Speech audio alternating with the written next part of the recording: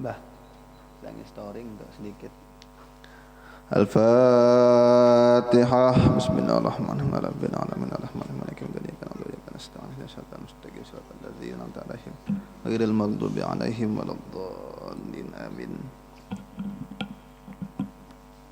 Bismillahirrahmanirrahim. Allahumma inni ihtatu bidarbin la tuluhu wa ma syaa Allah kuflu la ilaha illallah babuhu Muhammadur Rasulullah sallallahu alaihi wa alihi wa sallam saqfuhu la hawla wa la quwwata illa billahil aliyyil azim.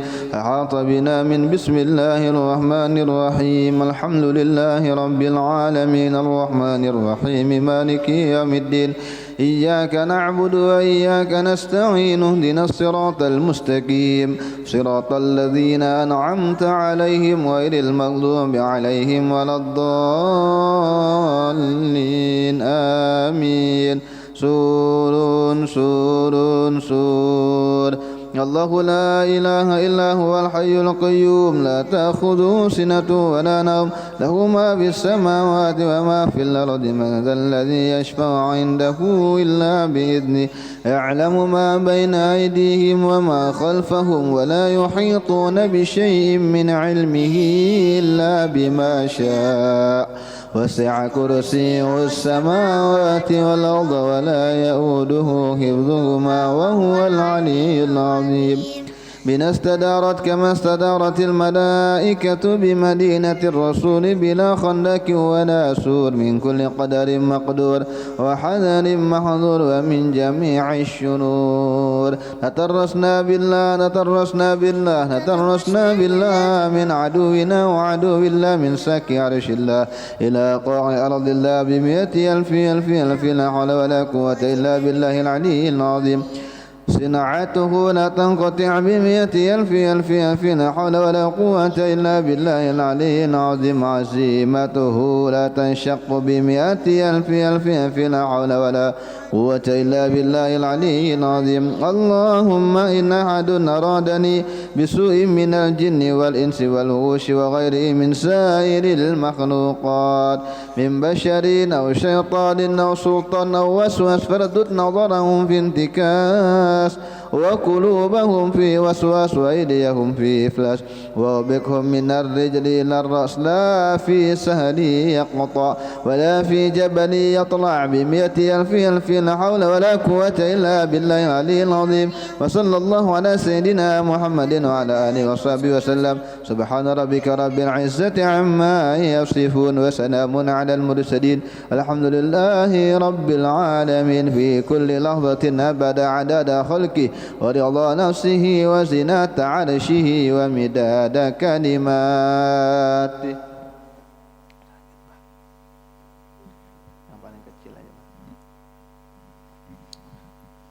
أستغفر الله العظيم لي ولوالدي ولأصحاب الحقوق الواجبة علي ولجميع المسلمين والمسلمات والمؤمنين والمؤمنات الأحياء منهم والأموات.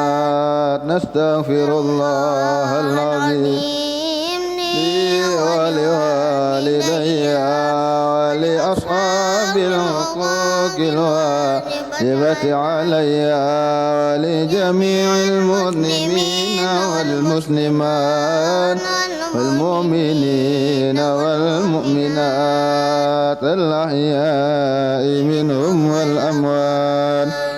نستغفر الله العظيم لي ولوالدي ولأصحاب الحقوق الواجبة علي ولجميع المسلمين والمسلمات والمؤمنين والمؤمنات الأحياء منهم والأموات.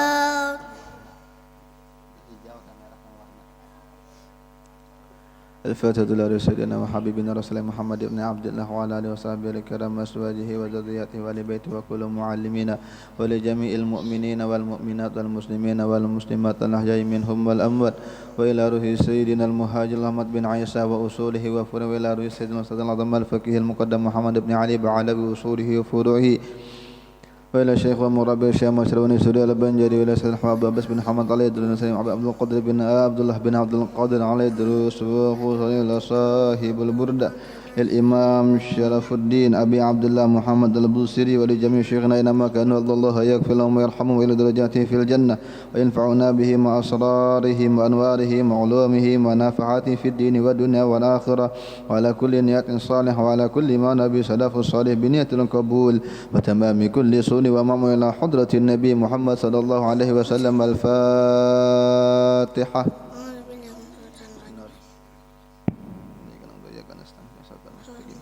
صراط الذين أنعمت عليهم غير المغضوب عليهم ولا الضالين آمين. بسم الله الرحمن الرحيم. إن الله وملائكته يصلون على النبي يا أيها الذين آمنوا صلوا عليه وسلموا تسليما. اللهم صل وسلم وبارك عليه وعلى آله.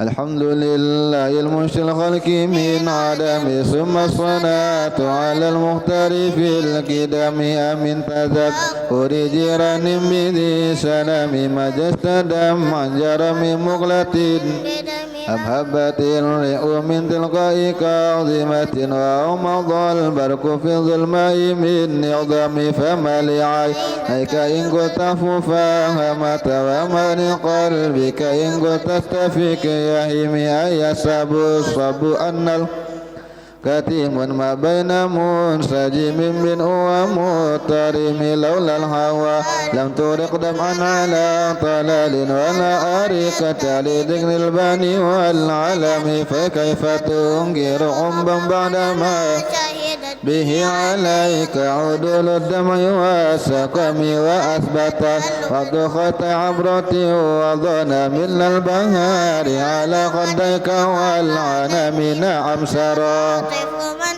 فأرقني والحب يعترض اللذات بالألم يا لائمي في الهوى العذري معذرة ولم أنصمت لم تلوم عدا كحالي لا سر بمستتر عن الوشاة ولا داء بمن ما حتى النص لكن لست أسمعه إن المهيب عن العذل في صمام إن انتحم عدل والشيب أبعد في نص عن التهم مولاي صل وسلم دائما أبدا على حبيبك خير الخلق كلهم يا ربي بالمصطفى بلغ مقاصدنا واغفر لنا ما مضى يا واسع الكرم.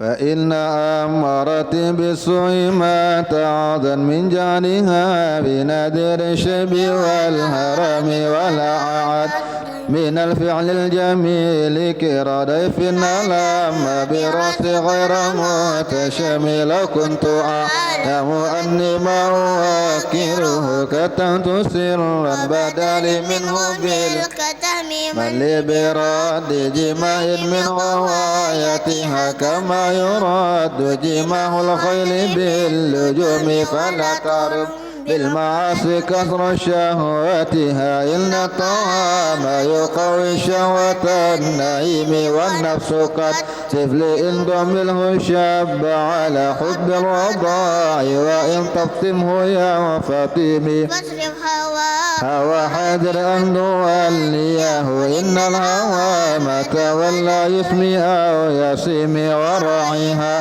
وهي في الأعمال سائمة وإن هي استعلت المرعى فلا تسيم كم حسنت للمرء قاتلة من حيث لم يدري أن السم في دسم واشتد سائس من جوع ومن شباء فربما مخمصة شر من التخم دمع من عين قديم سناء من المهارم وزمهمية الندم وخليف النسى والشيطان وإنهما محدك النصر فاتهم ولا تطع منهما خصما ولا حكما فأنت تعرف كيد الخصم أستغفر الله من قول بلا عمل لقد نسأت به ننني حكمي أمتك الخير لك ما تمرت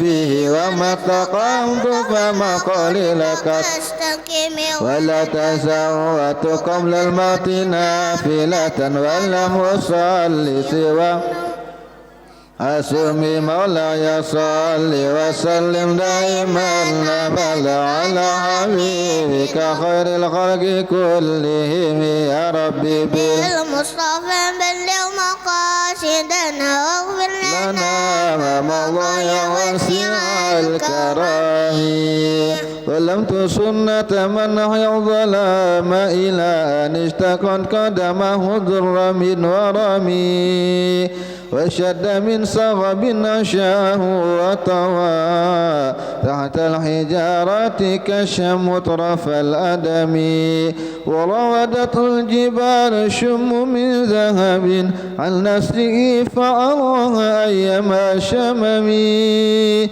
وأكد سوده فيها ضرورته إلا الضرورات لا تعد على العصم وكيف تدعو إلى الدنيا ضرورة من لولا لم تخرج الدنيا من العدم محمد سيد الكونين والثقلين والفريقين من عرب ومن عجم نبينا الآمر الناهي فلا أحد أبر في قول لا منه ولا نعم هو الحبيب الذي ترجى شفاعته لكل هول من الأهوال مقتحم دعا إلى الله فالمستمسكون به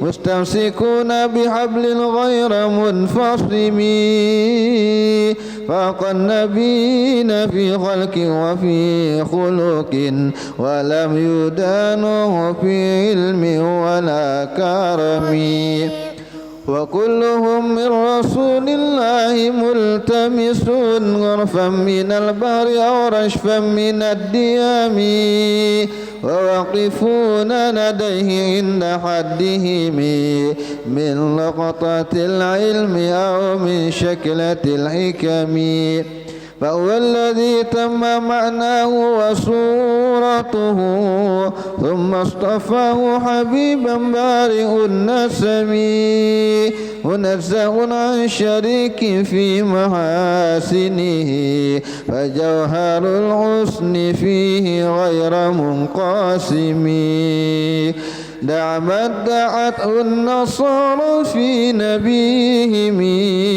واحكم بما شئت مدحا فيه واهتكمي فانسب إلى ذاته ما شئت من شرف وانسب إلى قدره ما شئت من عظم فإن فضل رسول الله ليس له حد فيعرب عنه ناطق بفمي لو نسبا قدره آياته عظما أحيا اسمه هنا يدعى دارس الرمام لم ينطئنا بما تعيا العقول به حرصا علينا فلم نرتب ولم نهم أعيا الورى فهم معنه فليس يرى للقرب والبعد منه غير منفهم كالشمس تظهر للعينان من بعد صغيرة وتكل الطرف من أمامي وكيف يدرك في الدنيا حقيقته قوم نيام تسلوا عنه بالحلم فمبلغ العلم فيه أنه بشر وأنه خير خلق الله كلهم وكل آية الرسل الكرام بها فإنما اتصلت من نوره بهم فإنه شمس فضل هم كواكبها يظهرن أنوارها للناس في الظلم أكرم بخلق نبي إنسانه خلق بالحسن مشتمل بالبشر متسم كالزهر في طرف والبدر في شرف والبار في كرم والدار في همم كأنه وهو فرد في جلالته في عسكر حين تلقه وفي حشم كأنما اللؤلؤ المكنون في صدف من بعد منطق منه ومبتسم لا طيب يعدل تربا ضم أعظمه طوبى لمنتشق منه وملتثم مولاي صل وسلم دائما أبدا على حبيبك خير الخلق كلهم يا ربي بالمصطفى بلغ مقاصدنا واغفر لنا ما مضى يا واسع الكرم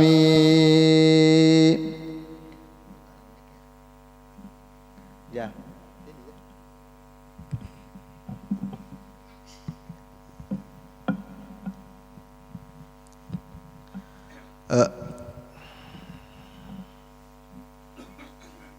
أبانا مولده عن طيب عنصره يا طيب مبتدأ منه ومختتم يوم لا فرس فيه الفرس أنهم قد أنذروا بحلول البؤس والنقام وباتا وهو منصدع كشمل أصحاب كسرى غير ملتئم والنار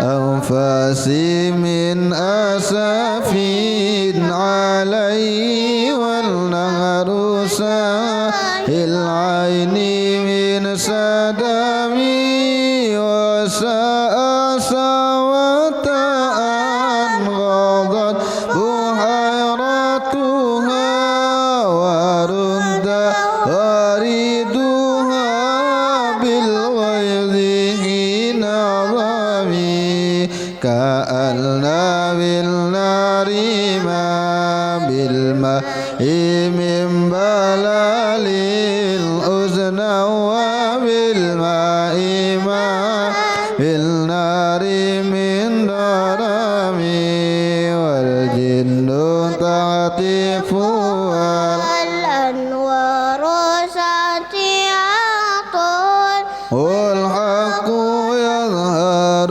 من معنى ومن كلم عام وصم فإعلان البشائر لم تسمع وبارقة الإنذار لم تشمي من بعد ما أخبر الأكوام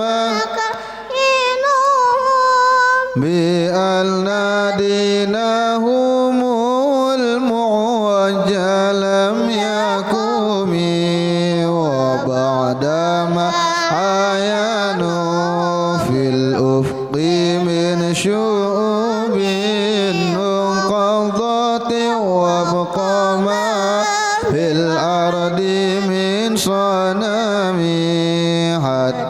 غدا عن طريق الوحي منهزم بلا شياطين يخفو إثر منهزم كأنهم هربا أبطال أو عسكر بالحصى من رأتين من نبذا به بعد التسبيح ببطنه ما نبذ المسبح بالأغشاء ملتكم مولاي صلي وسلم دائما أبدا على حبيبك خير الخلق كلهم يا ربي بالمصطفى بلغ مقاصدنا واغفر لنا ما مضى يا واسع الكرم مولاي صل وسلم دائما أبدا على حبيبك خير الخلق كلهم جاءت لدعوته الأشجار ساجدة تمشي إليه على ساق بلا قدم كأنما سطرا لما كتبت فروعها من بديع الخط باللقم مثل الغمامة أن سار سائرة تقيه حر وطيس للهجير حمي أقسمت بالقمر المنشق إن له من قلبه نسبة مبرورة القسم وما حوى الغرم من خير ومن كرم وكل طرف من الكفار عنه عمي فالصدق في الغر والصديق لم يرما وهم يقولون ما بالغار من أرمين ظنوا الحمام وظنوا العنكبوت على خير البرية لم تنسج ولم تحمي وقاية الله أغنت عن مضاعفة من الدروع عن من العطم أسامن الدار دائما واستجرت به إلا ونلت جوارا منه لم يضمي ولا التمست غنى الدارين من يده إلا استلمت الندى من خير مستلمين لا تنكر الوحي من رؤياه إن له قلبا إذا نمت العينان لم ينمي وذا أهيب بلوغ من نبوته فليس ينكر فيه حال محتلم تبارك الله ما وحي بمكتسب ولا نبي على غيب بمتهم كم أبرأت والصبال باللمس راحته وأطلقت أربان من ربقة اللمم وأحيت السنة شهباء دعوته حتى حكت قرة في الأعصر الدهم بعارض جدأ خلت البطاح بها سيب من اليم أو سيل من العرم مولاي صل وسلم دائما أبدا على حبيبك خير الخلق كلهم يا ربي بالمصطفى بلغ مقاصدنا واغفر لنا ما مضى يا واسع الكرم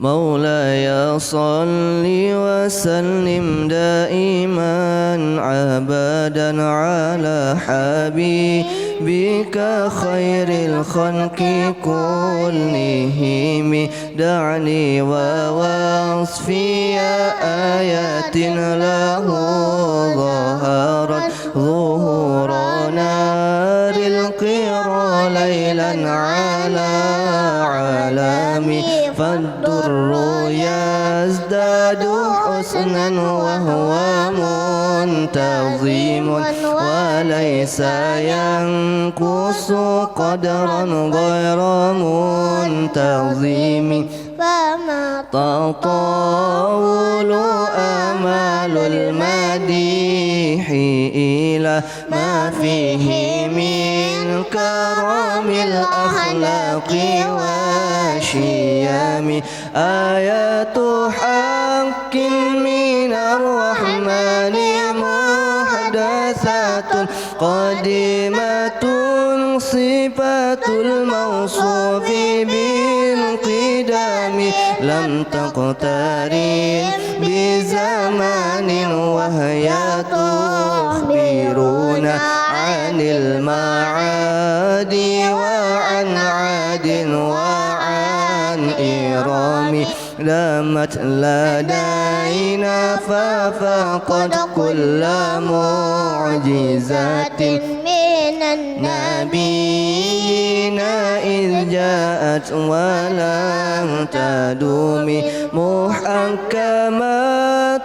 فما تبقينا من شبه ذي شقاق وما يبغينا من حكم ما حوربا قط إلا عدم حراب أعدى الأعادي إلى إليها ملقي يا سلامي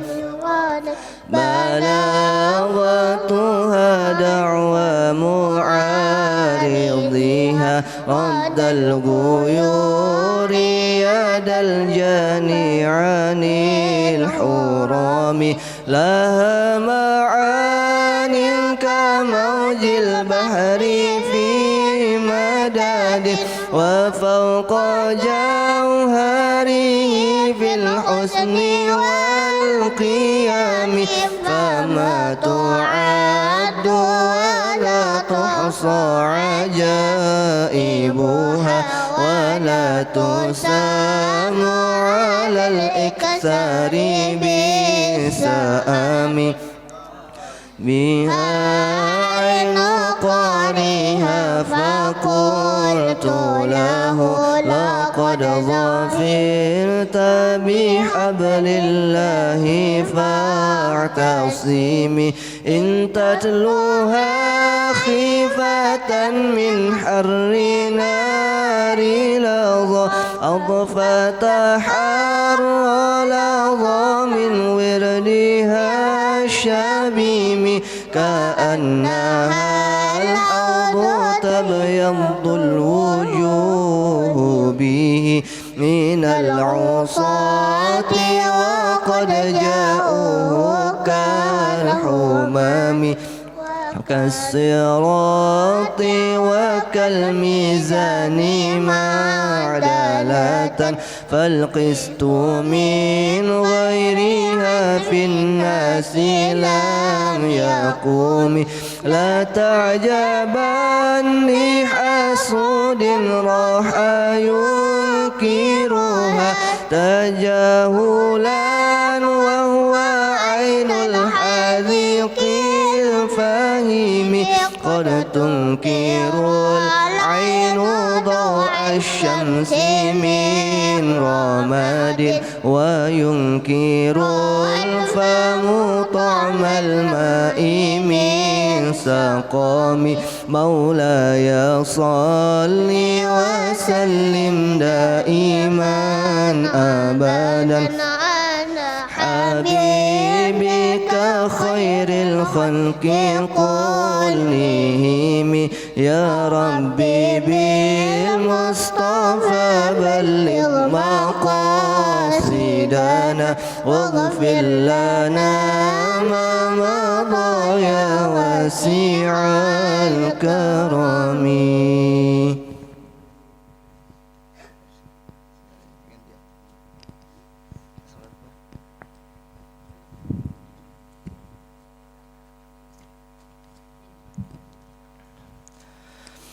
مولاي صل وسلم دائما أبدا على حبيبك خير الخلق كلهم يا خير من يمم العفون ساحته سعيا وفوق مطون الأينك الرسوم ومن هو الآيات الكبرى لمعتبر ومن هو النعمة العظمى لمغتنم ساريت من حرام ليلا إلى حرام كما سرى البدر في داج من الظلام وبنت ترقى إلى أن نلت منزلة من قاب قوسين لم تدرك ولم ترم وقدمتك جميع الأنبياء بها والرسل تقديم مخدوم على خدم وأنت تخترق السبع طباق بهم في موكب كنت فيه صاحب العالم حتى إذا لم تدع شأوا لمستبق من الدنو ولا مرقا لمستنيم خفا تقل مقام بالإضافة إذ نوديت بالرفع مثل المفرد العنام أيما تفوز بوصل أي مستتير عن العيون وسر أي مكتتم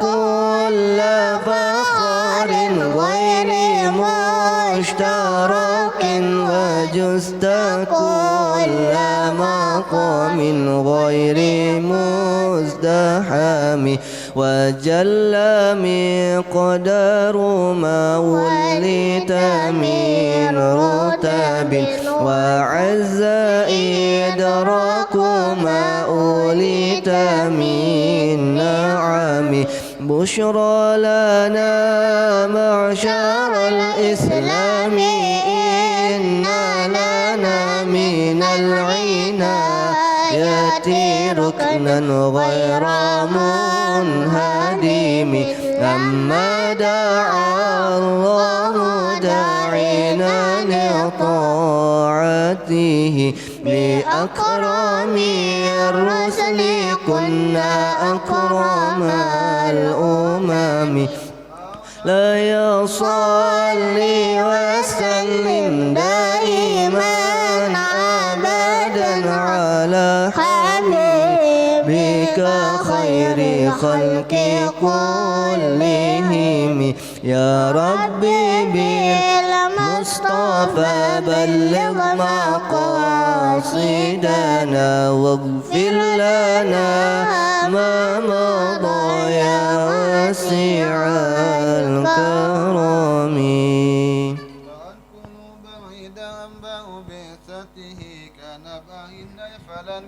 من الغنم مثل يلقاهم في كل معترك حتى حكوا بالقنا لحما على وضمي ودوا الفرار فكادوا يغبطون به أشلاء شالت مع الإكبان والرخم أمضي الليالي ولا يدرون عدتها ما لم تكن من ليالي الأشهر الحرم كأنما الدين ضيف حل ساحتهم بكل قرم إلى لحم العدا قرم يجر بهر خميس فوق سابحة ترمي بموج من الأبطال ملتطم من كل منتدب لله مهتسبين يستو بمستعصن للكفر مصطلمين حتى غدت ملة الإسلام وهي بهم من بعد قرباتها موصولة الرحم مقولة أبدا منهم بخير أب وخير بعل فلم تيتم ولم تئمي هم الجبال فاسأل عنهم مصادمهم ماذا رأى منهم بكل مصطدم وسل حنين وسل بدر وسل هدى وسل عطف له مدها من الوخم المصدر البيض همرا بعدما وردت من العدا كل مسود من الإمام والكاتبين بالسمر الخط ما تركت أكلامهم عرف جسم غير منعجم شاك السلاح لهم سيما تميزهم والورد يمتاز بالسما عن السلام تهدي إليك رياهم نصر نشرهم فتسب الزهر في الأكمام كل كمي كأنهم في ظهور الخير نبت نبان من شدة العزم لا من شدة طارت قلوب العيد من بأسهم فرقا فما تفرق بين البهم والبهم ومن تكن بالرسول الله نصرته إن تلقاه الأسد في أجامها تجمي ولن ترى من ولي غير منتصرين به ولا من عدو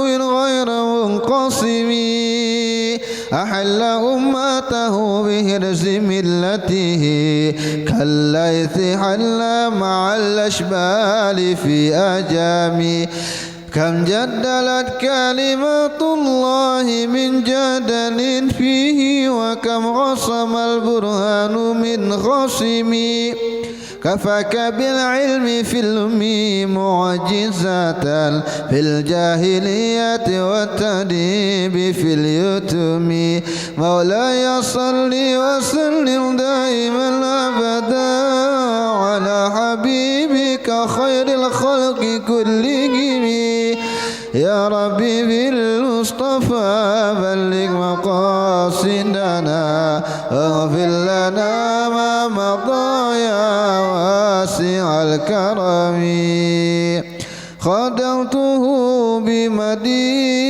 بمديه نستكيل به ذنوب عمر مضى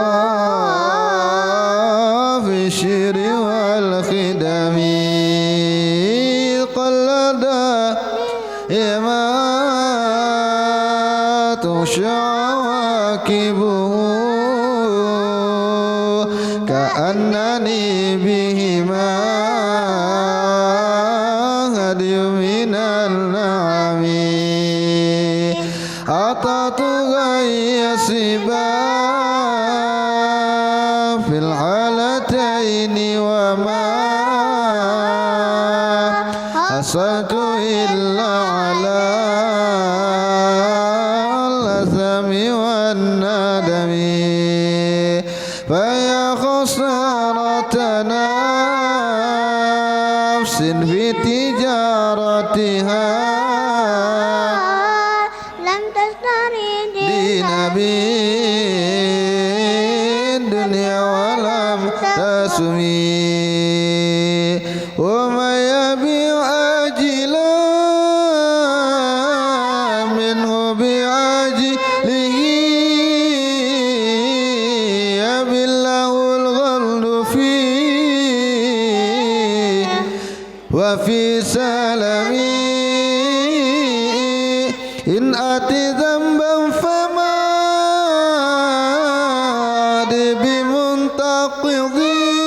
بمنتقضين إلا النبي ولا حول بمنصارمين فإن لي ذمة منه بتسليتي محمدا وهو في الخلق بالذمم إن لم يكن في معاد آخذا بيدي فلو وإلا فقول يا زلة القدم عشه أن يحرم رجمك رمه أو يرجع الجار منه غير محترم ومنذ ألزمت أكرم دائحه وجدته غير ملتزم ولا يفعل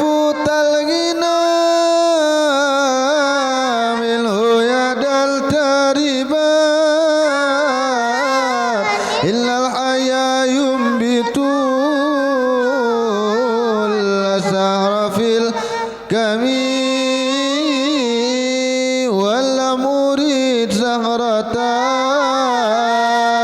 الدنيا التي يد زهير بما أثنى على هارمي مولاي صلي دائما أبدا على حبيبك خير الخلق كلهم يا ربي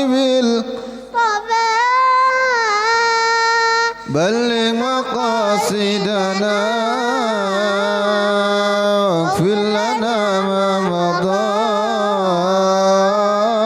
يا واسع الكرم يا أكرم الخلق ما لي من ألوذ به سواك عند حلول للحادث العميم ولا يضيق رسول الله جاءك بذا الكريم تجلى باسم منتكم فإن من جودك الدنيا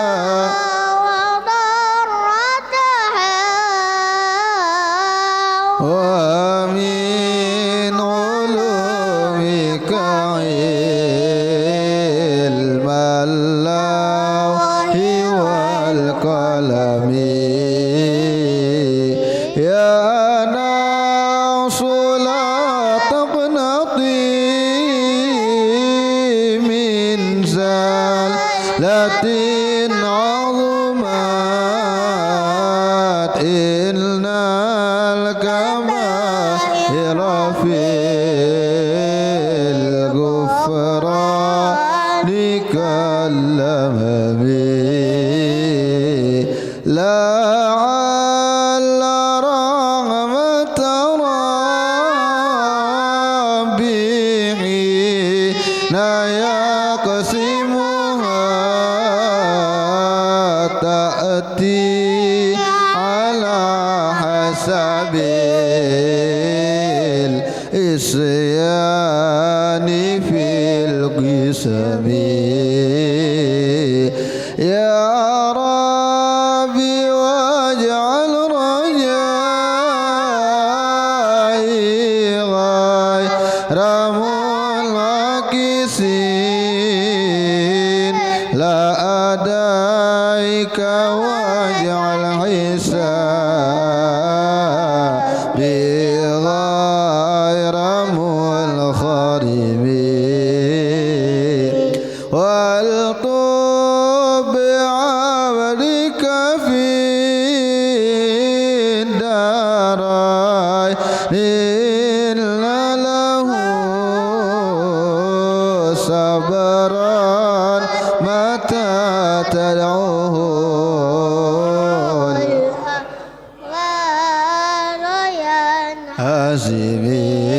هازمي وعذا لصحب صلاة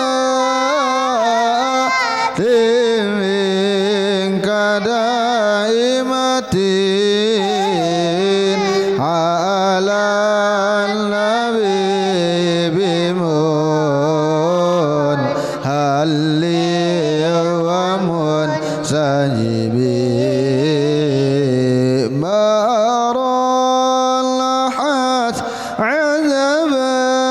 عذبات البان ريح صبا وأطرب العسى حاد العين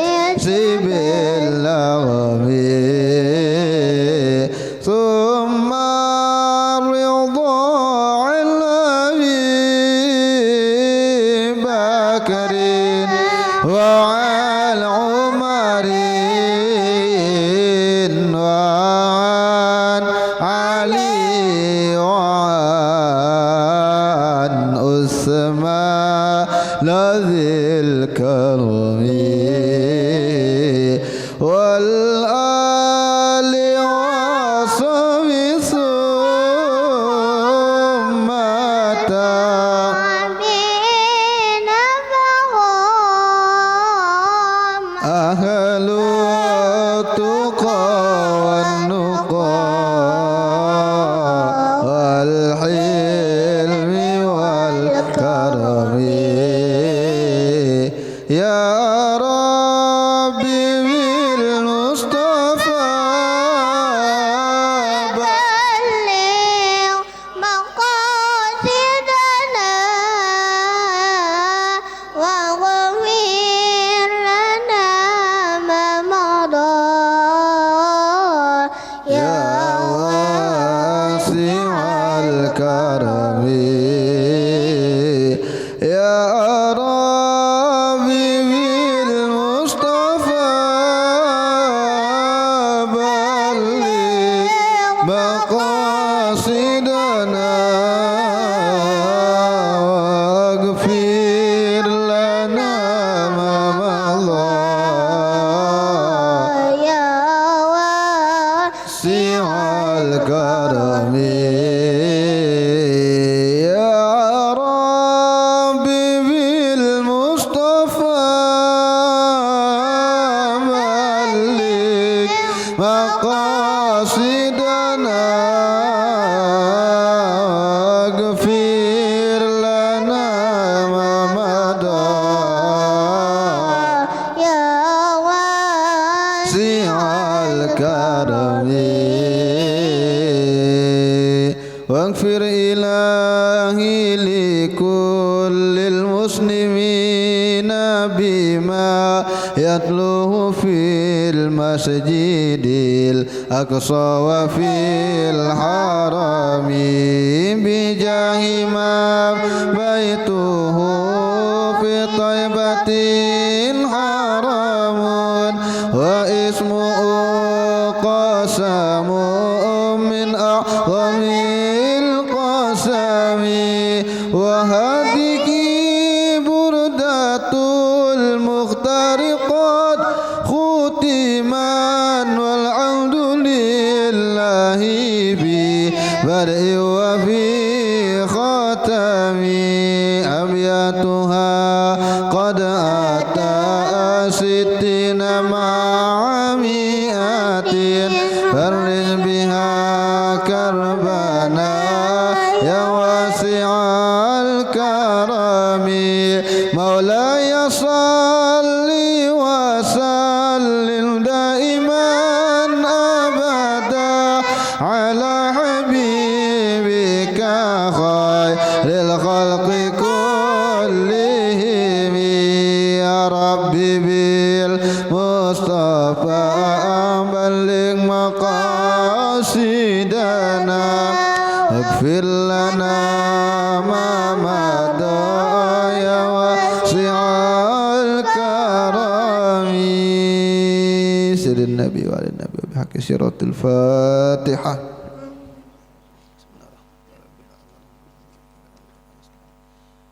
اهدنا الصراط المستقيم صراط الذين أنعمت عليهم غير المغضوب عليهم ولا الضالين آمين Bismillahirrahmanirrahim. Alhamdulillahirabbil alamin wassalatu wassalamu ala asyrafil anbiya'i wal mursalin sayyidina wa maulana Muhammad al-amin wa ala alihi wa ashabihi wa barik wa sallim ajma'in.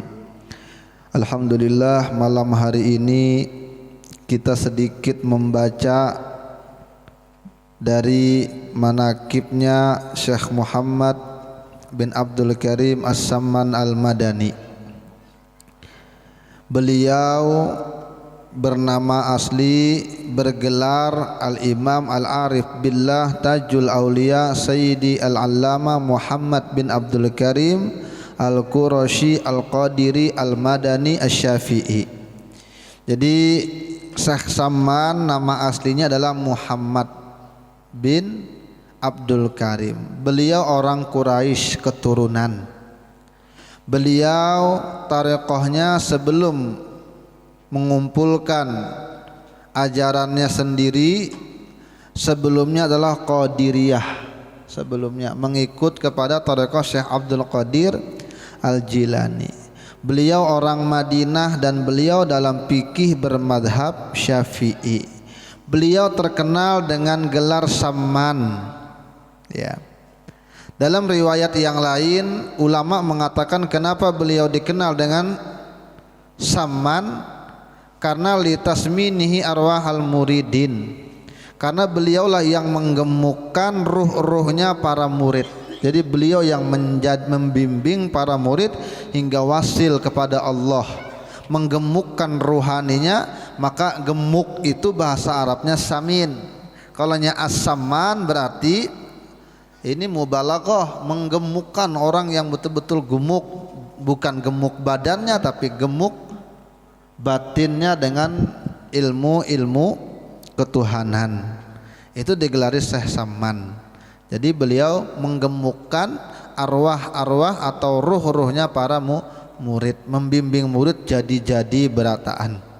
Dan nasab beliau dikatakan di sini yantahi nasabuhu ila Sayyidina Abi Bakrin Siddiq. Jadi beliau itu nasabnya bersambung kepada sahabat yang mulia Abu Bakar Siddiq. Ya. Beliau dilahirkan di Madinah Al-Musyarrafah fi zawiyati Syekh Abdul Qadir pada tahun 1130 Hijriyah, atau kalau tahun kitanya 1708 Masehi, berarti masuk abad pertama dari abad ke-18. Sekarang sudah abad ke-21, berarti sudah hampir 3 abad berlalu, 300-an tahun berlalu masa beliau, tetapi masih dikenang. Kenapa? Karena beliau wali min auliyaillah, berjalan di jalannya Sayyidina Muhammad sallallahu alaihi wa alihi wasallam. Banyak murid-murid beliau, di antaranya adalah anaknya sendiri namanya Abdul Karim bin Muhammad bin Abdul Karim As-Samman. Itu yang pertama menjadi khalifah beliau. Di antaranya lagi adalah Ahmad At-Thayyib Al-Bashir. Beliau ini orang Sudan. Beliau ini yang membuat tarekat Samaniyah terkenal sekali di Timur Tengah. Makanya paling banyak tarekat Samaniyah ini adalah di Sudan. Itu paling banyak tarekat Samaniyah. Kemudian banyak juga di Indonesia, khususnya di Kalimantan Selatan, dibawa oleh Datuk Kelampayan karena murid langsung dari Syekh Samman, kemudian diturunkan terus sampai kepada cucu beliau, keturunan beliau yang terkenal dengan Tuan Guru Sekumpul Martapura, tambah masyhur di tangan beliau sampai hari ini. Nah, ajaran beliau di dalam tarekhnya ada 4 rukun. Berarti orang nang hendak tahu bagaimana Syekh Samman itu, maka beliau menetapkan ajarannya pada 4 perkara yang wajib dilakukan oleh murid-muridnya.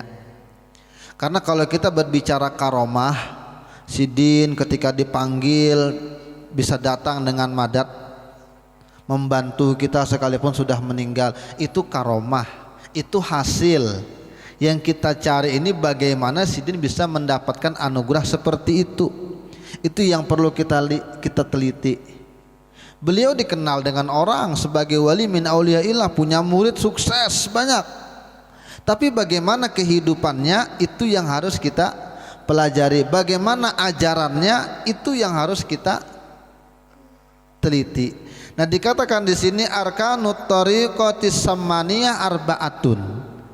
Rukun di dalam thariqah Samaniyah ada 4 rukun. Rukun ini sesuatu yang harus ada. Kalau tidak ada maka tidak sah. Itu rukun.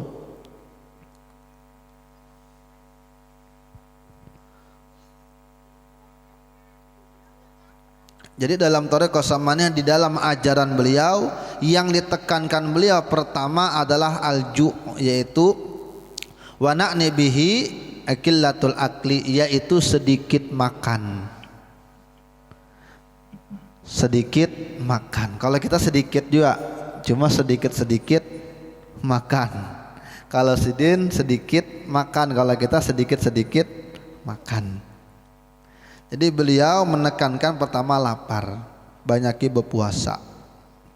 Itu yang pertama. Yang kedua as-sumtu, yaitu banyak berdiam.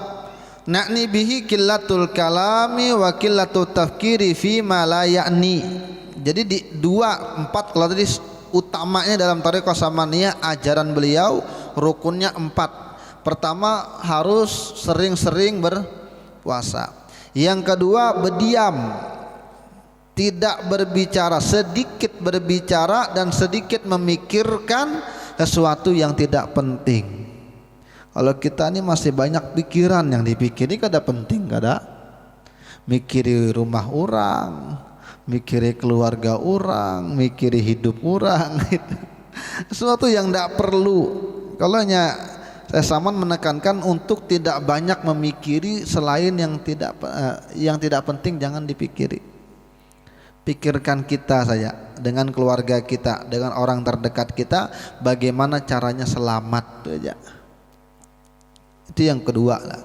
Yang pertama lapar, yang kedua berdiam, kada banyak bander.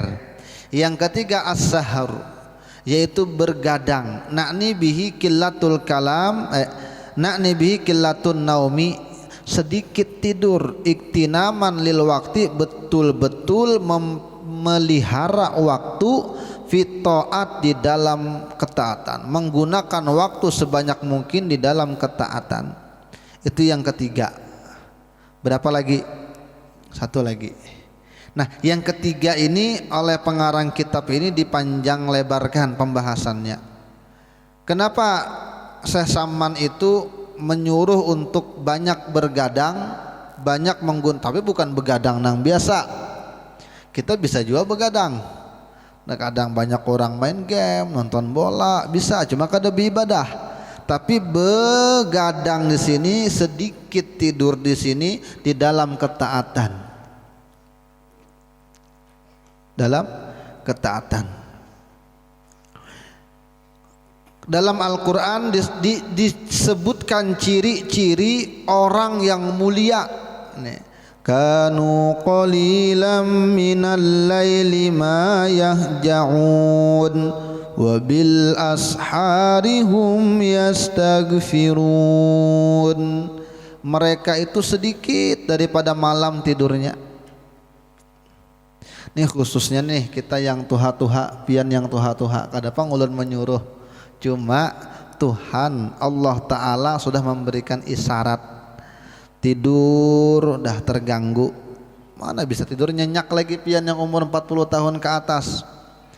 Subuh pasti terbangun. Kalau umur 30 tahun ke bawah, 20 itu masih bisa kesiangan, keasikan. Apalagi hari dingin, beragapan, wah rasanya hendak subuhnya panjang-panjang sampai tengah hari. Tapi yang Tuhan tidak bisa begitu. Kenapa? Mereka itu dikasih isyarat dan dikasih cinta yang lebih, dikasih sinyal-sinyal. Artinya kenapa diganggu tidurnya, disuruh beribadah malam. Dan itu ciri-ciri aulia begitu. Tidak ada aulia Allah yang malamnya digunakan untuk tidur sepanjang malam. Mereka selalu bangun. Al-Quran mensifatkan mereka sedikit tidur di malam hari. Wabil ashari hum yastaghfirun. Dan di waktu-waktu sahur mereka itu beristighfar. Jam-jam 4, jam-jam 3 itu. Kalau kada banyak barang yang penting ada. Makanya guru kami dulu mengajarkan kalau terbangun hendak nonton Piala Dunia kah, hendak nonton Liga kah, Liga Eropa, Liga Champion, minimal 2 rakaat lah dulu. Habis itu nonton situ sampai subuh. Tapi minimal ada 2 rakaat, menyempatkan di waktu malam beristighfar. Apalagi Allah Ta'ala firmankan dalam Al-Quran, tatajafa junubuhum 'anil madaji'i yad'una rabbahum khaufan wa tama'a yad'una rabbahum khaufan wa tama'an wa mimma razaqnahum yunfiqun. jauh lambung-lambung mereka dari tempat tidur, artinya kada guring. Yad'una rabbahum, mereka berdoa kepada Tuhan mereka, khaufan wa tama'an, dalam keadaan yang takut, wa tama'an, dan betul-betul ingin dekat dengan Allah, betul-betul kita menyadari, bukan sekedar rutinitas tapi memang sadar. Ini beda. Toma itu artinya betul-betul mengharapkan, betul-betul kita dengan penuh rasa gembira, sukacita, toma. Wa mimma razaqnahum yunfiqun, dan dari sebagian apa yang telah kami berikan kepada mereka, mereka menginfakkan. Harta yang kita simpan itu bukan milik kita.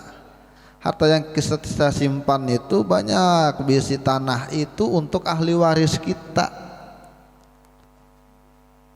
Banyak simpanan di bank itu untuk bini kita atau untuk laki kita. Yang bini untuk lakinya, yang laki untuk bininya. Siapa yang meninggal berdahulu itu yang berisi. Kalaunya sudah meninggal berdua, anak ditinggali. Kalaunya anak kada pintar juga di agama, bekelahi anaknya, guyang kubur kuitan di dalam. Kenapa anaknya bekelahi, putus dengan sanak, gara-gara harta. Padahal harta kada dibawa mati. Makanya jangan mati-matian mengejar sesuatu yang tidak dibawa mati. Mereka menginfakkan, karena apa yang diinfakkan, apa yang dinafkahkan, apa yang disumbangkan itu yang kekal. Itu milik kita, tuh yang kita kasih. Kalau kita kasih dalam kebaikan, nah masjid minta-minta datang, plak datang 100 sebulan, plak 150. Kalau lagi sedikit, plak 50. Kalau lagi laku tanah, plak 5 juta. Itu nang kita, ampun kita seaslinya. Kalau kita mati, inya datang. Kalau yang kita simpan di dunia, kita mati, inya hilang. Orang nang menikmati, kita yang ditanya. Itu yang nikmati itu orang, kadang anak kita, kadang menantu kita, kadang macam-macam keluarga kita. Tapi yang ditanyai kita. Ini namanya makan orang yang makan buah, kita yang kena getahnya. Berataan inya becari hartanya diambil semuanya, tapi berataan diambil, tapi berataan inya yang ditanya. Wah, ini kada kapilu hati. Iya. Kita yang becari, kita yang mengumpulkan siang malam, siang mantap kumpul harta. Bebaya kita mati semua diambil. Yang ditanya kita lagi semuanya. Ya. Itu ciri aulia-aulia Allah, bangunnya tengah malam, maunya bersedekah. Nah, itu ciri-cirinya. Yang keempat, rukun thariqah samaniyah. Ini ajaran inti dari saya Saman, termasuk al-i'tizal wa na'li bihi al-inqita'u 'anil khalqi li insyighali bil haqqi azza wa jalla. Dia ber'iktizal, memutuskan, artinya memutus dari makhluk, hanya sibuk kepada Allah. Tapi bukan putus sama sekali bang, tetapi kepada makhluk itu hanya sekedarnya saja, sekedar kewajiban sebagai umat, sebagai hamba Allah. Berjualan,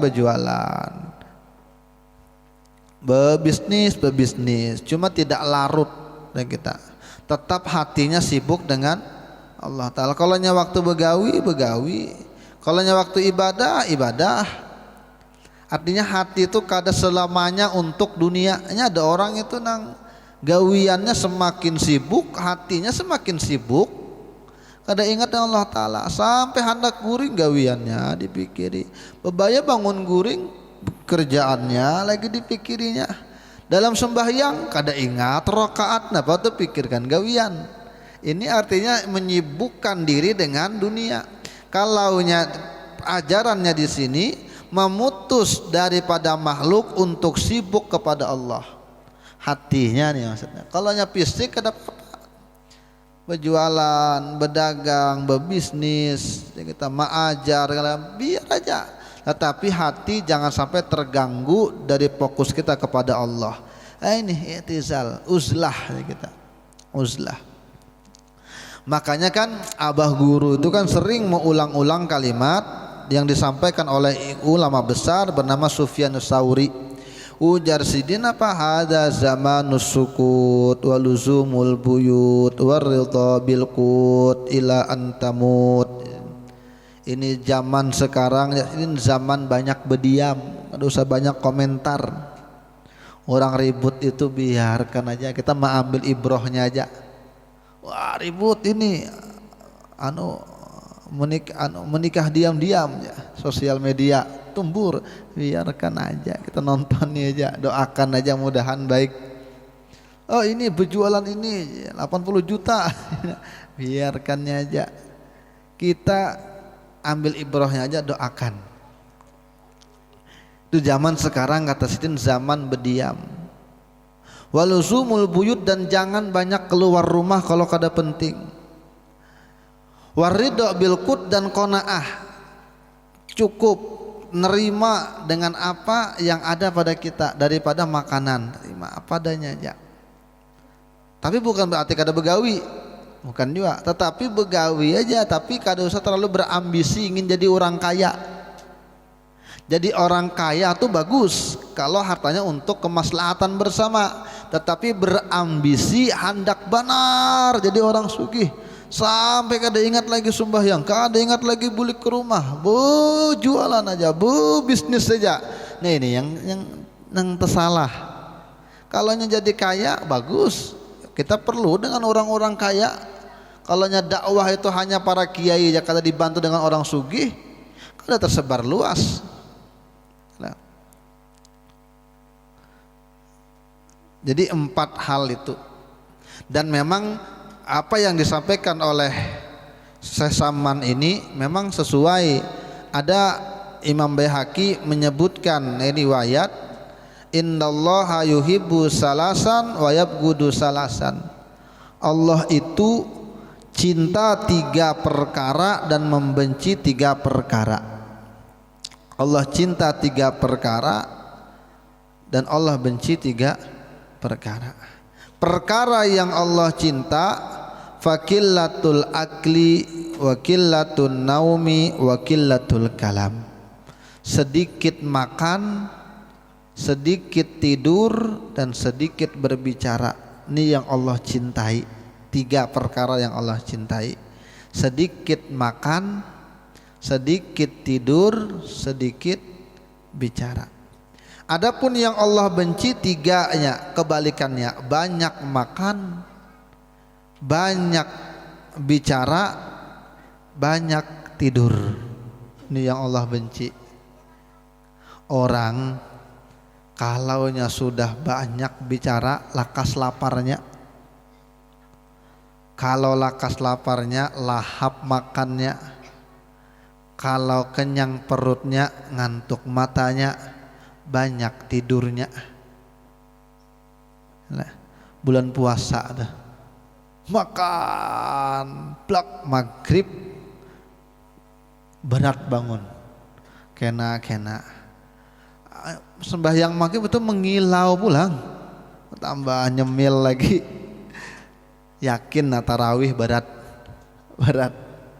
Nah, jadi kenapa? Jadi Allah kada suka dengan orang yang banyak makan, karena ketika banyak makan banyak guring, ketika banyak guring banyak tertinggal amal. Kita ini sudah banyak guring kita nih, biar kada percayalah kalau kita ini guring terlalu banyak. Sehari berapa jam? 24 jam. Dibagi 2, 12 jam.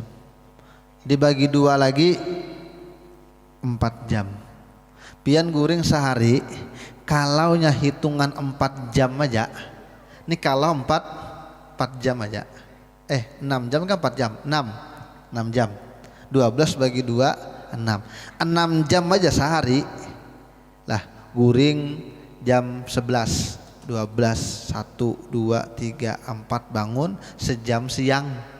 Atau habis subuh nanti bisa guringan deh. 6 jam sehari, berarti kita menggunakan 1/4 daripada 24 jam. Dalam sehari semalam 1/4. Kalau umur kita 60 tahun, maka 1/4-nya adalah 15 tahun. Iyalah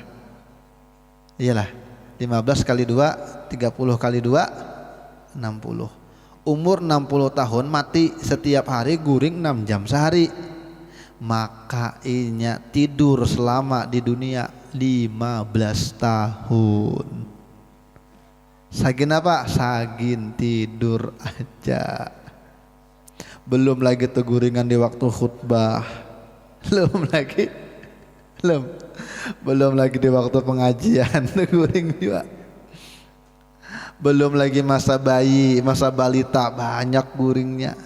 Belum lagi kita yang berjalan-jalan tuh, main futsal, mau unjun, berjalan-jalan, belum lagi tuh.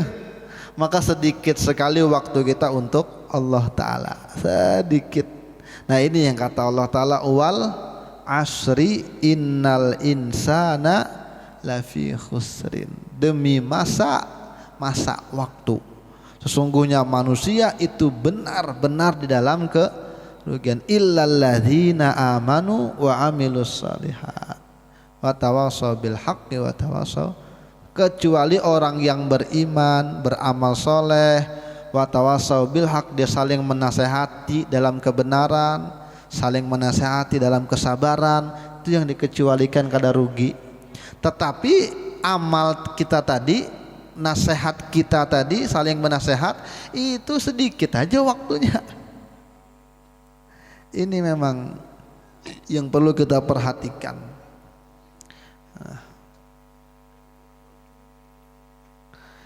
Nah ini aja dulu sedikit aja kita membaca daripada manaqibnya Syekh Muhammad bin Abdul Karim As-Samman Al-Madani.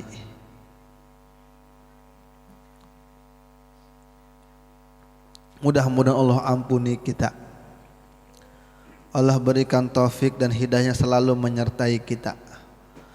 Allah sembuhkan yang sakit di antara kita, baik sakit zahir badannya, terlebih lagi sakit batin hatinya. Allah keluarkan semua sifat-sifat dalam hati kita yang bisa menjauhkan kita dari Allah Ta'ala. Mudah-mudahan kita selalu dekat dengan Nabi Muhammad, dengan ajarannya, dengan sunnahnya, dengan adab-adabnya, dan mudah-mudahan kita meninggal seberataan dalam keadaan husnul khotimah.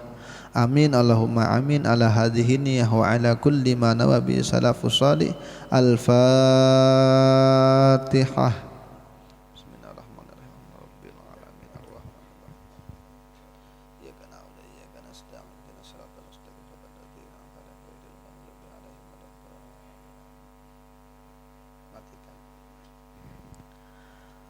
Bismillahirrahmanirrahim. Qul